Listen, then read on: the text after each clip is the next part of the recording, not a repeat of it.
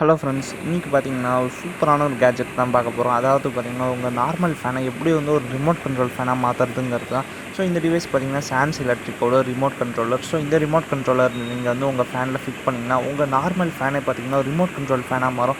So இந்த device எதுக்கு நான் வந்து இப்போ உங்களுக்காக சொல்கிறேன்னு பார்த்தீங்கன்னா, நீங்கள் ஒரு நார்மலான ஒரு ரிமோட் கண்ட்ரோல் ஃபேன் நீங்கள் கடைக்கு போய்ட்டு கேட்டிங்கன்னா உங்களுக்கு வந்து 3000 ருபீஸ் சொல்லுவாங்க. ஸோ அதுக்கு போல் இந்த டிவைஸ் நீங்கள் வந்து வாங்கி மாட்டிங்கன்னா உங்கள் நார்மல் ஃபேனே பார்த்தீங்கன்னா ஒரு எலக்ட்ரிக் ஃபேனாக மாறிடும். அதாவது ரிமோட் கண்ட்ரோல் ஃபேனாக மாறிடும். ஸோ இது பார்த்திங்கன்னா சீலிங் ஃபேனுக்கு தான்.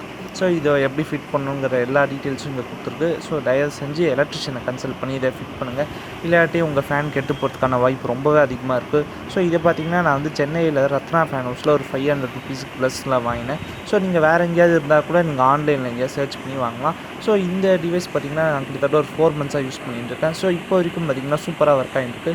ஸோ இந்த டிவைஸ்க்கு பார்த்திங்கன்னா 1 வருஷம் வாரண்ட்டி கொடுத்துருக்காங்க. ஆனால் அந்த வாரண்ட்டி எப்படி இருந்தால் நீங்கள் வந்து உங்கள் நார்மல் ரெகுலேட்டரும் இதுவும் கனெக்ட் பண்ணியிருந்தீங்கன்னா கண்டிப்பாக இந்த வாரண்ட்டி கிடையாது. ஸோ உங்கள் நார்மல் ரெகுலேட்டர் அவுத்துட்டு தான் இதை மாட்டணும். ஏன்னா அந்த ரெகுலேட்டரும் இதில் வேறு ஒரு ரெகுலேட்டர் இருக்குது. ஸோ ரெண்டும் ஒன்று சேர்ந்தால் கண்டிப்பாக உங்கள் ஃபேன் கெட்டு போயிடும்.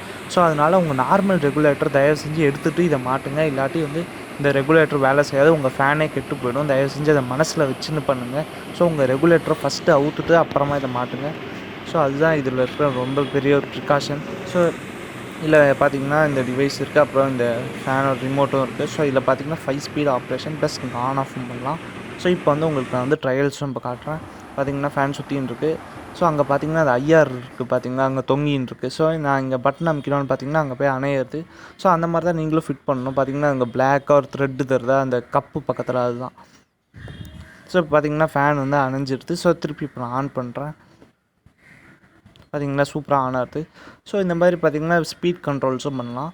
ஸோ உங்களுக்கு இந்த வீடியோ பிடிச்சிருந்தா தயவு செஞ்சு லைக் பண்ணுங்கள். ஸோ இதை மாற்றுறதுக்கு முன்னாடி ரெகுலேட்டர் வந்து அவுத்துருங்க.